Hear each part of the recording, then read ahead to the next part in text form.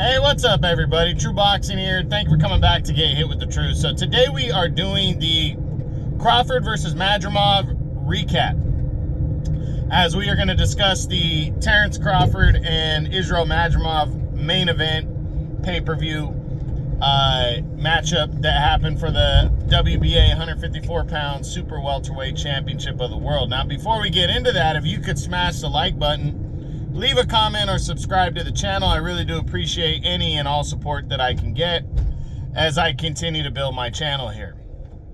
Excuse me. So, this fight ended up being a really good fight.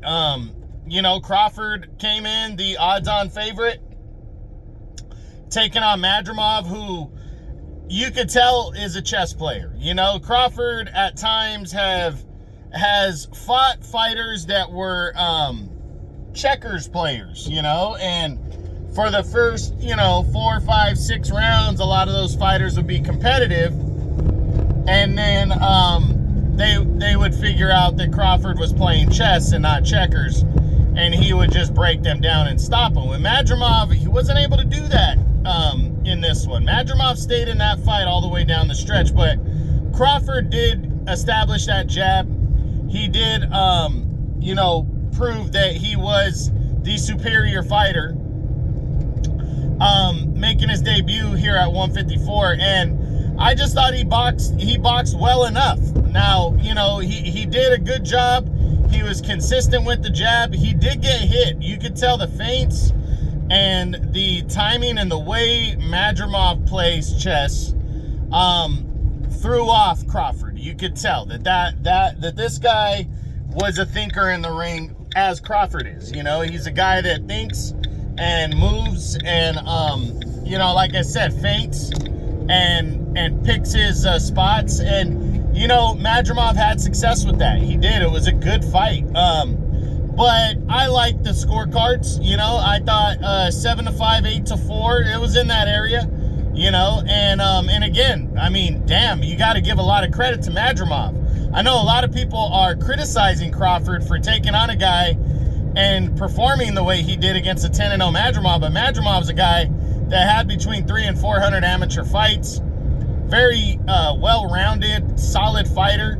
And you saw that, if people were a hardcore boxing fan, they would have known that over the last few years, Magomed Kurbanov, who is the guy that Madrimov defeated back in March, he was a solid contender on the rise. He had defeated Michel Soro, who Madrimov also beat narrowly, but he beat him by a split decision. He also had a controversial win over Liam Smith.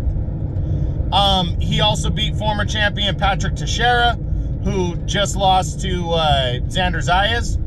He had some quality wins, was a decent 154-pounder, was undefeated, and he actually came into the fight with Madrimov the favorite, and I picked him to beat Madrimov back in March. That was on the Joshua Nagano undercard. It ended up being for the vacant title, the vacant WBA title, and the reason that title went vacant is because your boy Jermell Charlo decided to give up all his belts at 154. So Madrimov got the opportunity to compete for that title, and he defeated and destroyed, really, Magomed Kurbanov, who was a very solid fighter on the rise. It was undefeated. He decimated him with a 4th round TKO victory. I mean, he absolutely broke him down and kicked the shit out of him. So, the criticism against Madrimov is very surprising to me. Well, it's not very surprising, but it's a little disappointing because it just shows that a lot of you fans, especially the casuals, do not know shit about real boxing, because Madrimov is a very real contender. And he proved that against Bud. And he was a world champion. He had a strap. That's why Bud fought him. And Bud also wanted to fight Sebastian Fundora, the unified champ, who just beat Tim Tszyu. But Fundora said he had to wait to recover from his nose injury, and Crawford moved in another direction when that happened. And there was only two other directions if he's going after a world title. There was Madrimov coming off a big win over a previous top 10 guy on a big card, or there was Bektemir Melikuziev, who captured the vacant IBF title in April, defeating an older veteran, Jack Kolke, but on a card that nobody saw, including myself. So, you know, Crawford wanted a world title, and he went after a world title, and he went after the most available world title against the better of the two fighters that were available. So, you know, the criticism against Crawford I think is bullshit. But be that as it may, Madrimov is much better than people are giving him credit for. And it was a good fight. You know, at the end of the day, it was a good fight. Crawford proved that he picked the tougher opponent. And Madrimov, in my opinion, in time, is going to prove how good of a fighter he really is. So, you know, congratulations, Terence Crawford. He's now a 4-division world champion at 154.